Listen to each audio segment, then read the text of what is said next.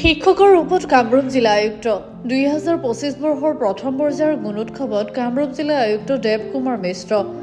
আমিনগাঁও বেংগলী স্কুলৰ শ্ৰেণীকোঠাত শিক্ষক ৰূপত দেৱ কুমাৰ মিশ্ৰ ছাত্ৰ-ছাত্ৰীক পাঠ্যক্ৰম বুজোৱাৰ লগতে কবিতা পাঠ কৰালে আয়ুক্তগৰাকীয়ে বিদ্যালয়ৰ ছাত্ৰ-ছাত্ৰীৰ পৰাও শুনিলে কবিতা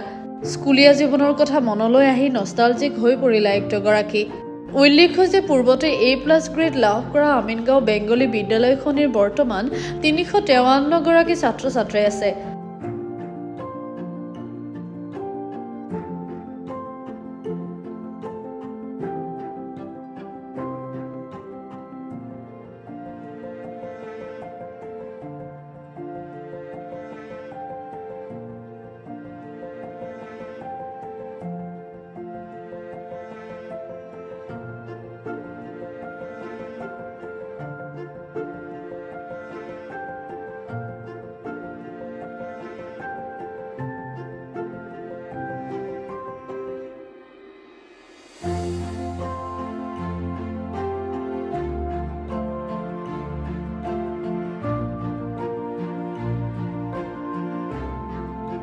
মাইহাটা চাৰিআলিৰ পৰা বিজিত দাসৰ ৰিপৰ্ট গ্লোবেল NE 24/7